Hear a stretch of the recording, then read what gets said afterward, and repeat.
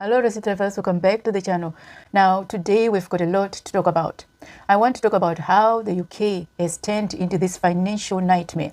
I mean, this is not the UK I moved to 25 years ago. This is not at all the UK I remember. And I'll tell you this, a few weeks ago or maybe a few months ago, we got a salary increment. And when I opened my pay slip, I said, wow, this is really good. You know, I did a little dance, excited. I said, finally, I can breathe. I'll be able to pay my bills and have a bit of extra remaining. That is what I thought when I looked at my pay slip, because on paper, it looked like a lot. But I can tell you now, that little dance that I did was way premature, because the increment that I got is not matching up with the rise in cost of living.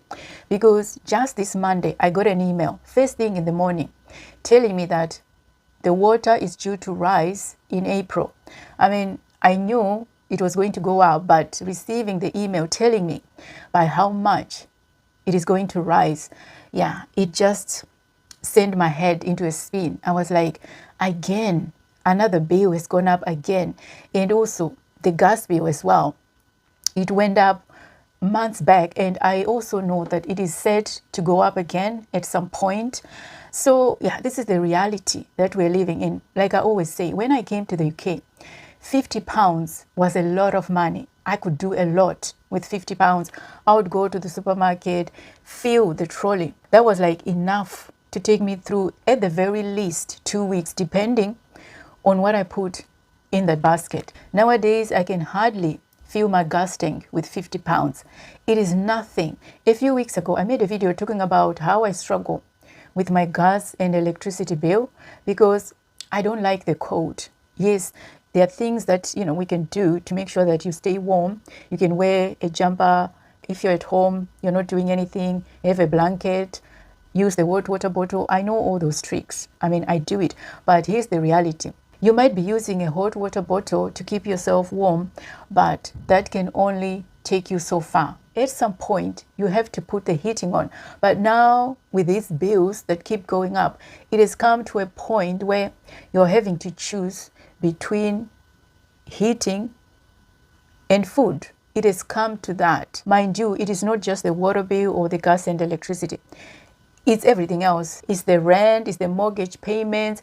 In my situation, there was a time when the mortgage rates kept going up. I was paying around £700, and then I noticed the following month it had gone up slightly, and then the month after it was in the 900s. I was like, what is going on? I can't keep doing this. So I freaked out. I called the mortgage lender. I said, you know what? Can we have a fixed rate? Can we just fix it? So because of that fixed rate, I'm stuck with a rate, with that amount that I'm paying every month for a while. Even if the rates go down, I have to stick at it, unless there's another arrangement that I can make. And then with the tax situation, the tax burden is the highest it has ever been, for decades. Where is the tax going? It is certainly not making life easier for working people.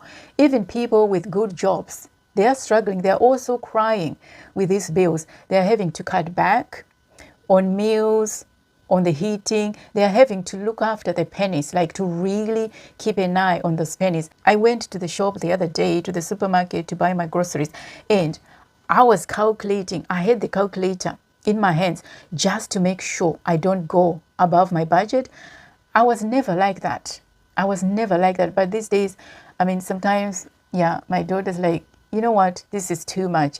I'm like, this is our reality. You just have to get on board and help me out. So that is the situation. And with everything rising, I'm starting to wonder, how are we going to live like this? How much longer are we going to continue living like this? How are we going to afford life like this?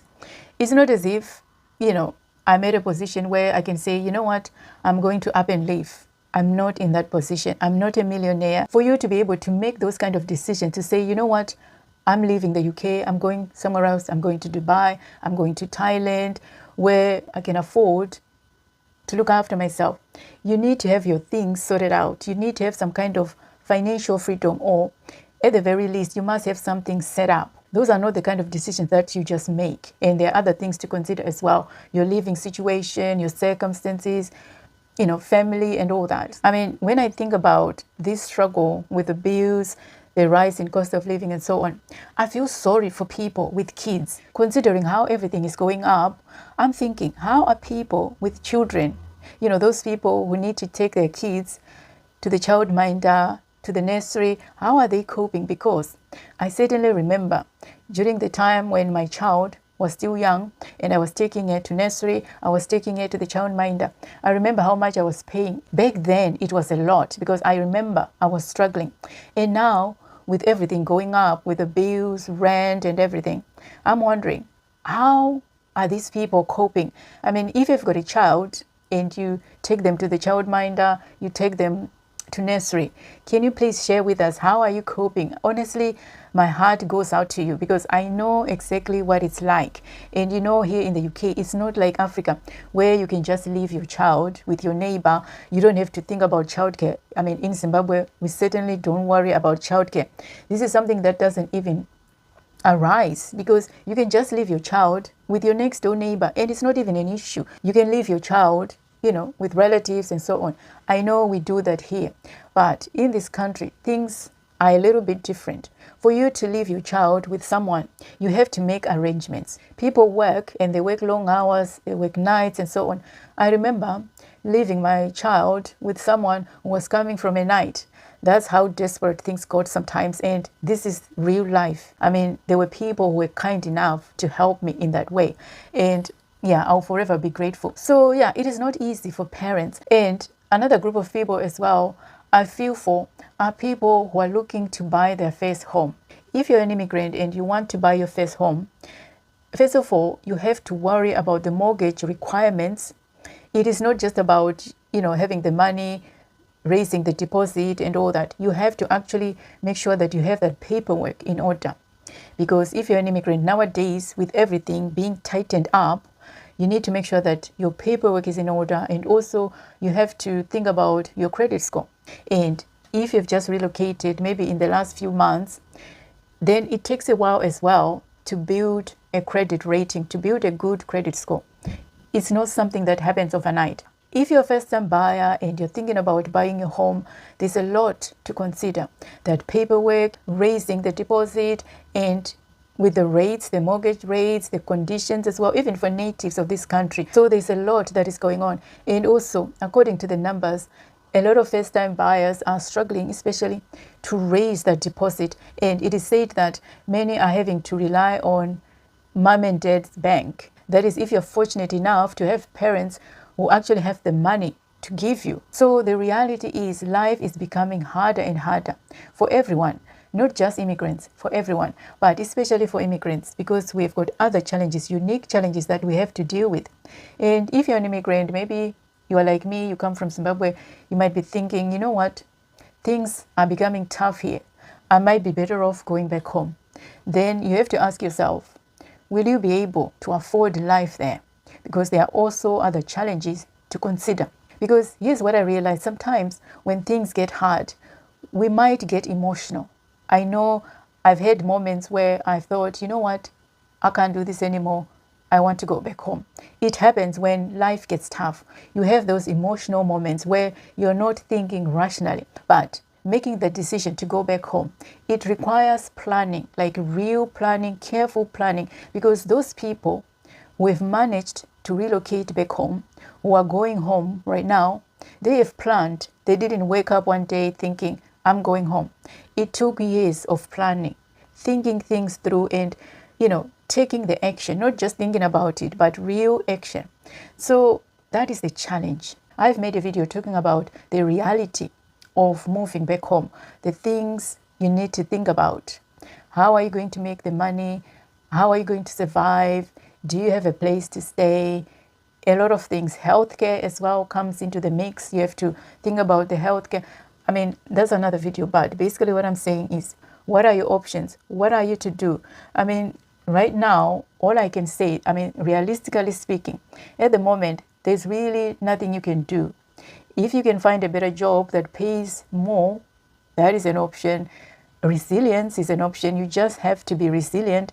Look after the pennies, mind your spending, and also do whatever you can to save as well, because yeah, even though things are going up, you also have to think about, those emergencies. You have to think about the future. What is your future going to look like? So there's a lot to consider. You just have to, be ruthless with where your money is going. Now is not the time to be living beyond your means, to be looking at what people are doing on social media, wanting to prove something to strangers who don't even care about your life like that. This is not the time. And I've told myself, you know what? I don't need any more clothes, because I've also done a video confessing how I used to spend my money on things that I don't really need. So yeah, these are things that you can do, and also to utilize those money saving websites. They come in handy because they give you tips on how to save money. You can switch your energy provider if you find better tariffs and so on. This is something that you can do in the UK. And also, the last thing as well, I'll say, if you find yourself in a bind and you can't pay your bills for whatever reason, if you're struggling, don't ignore those red letters. I did that, and I found myself in money jail. I had that CCJ slapped on me. In the UK, what I like about the UK is you can always phone up, have a conversation, make some arrangements, talk about your situation, your circumstances, because those lenders are human beings. They are not made of steel. They understand.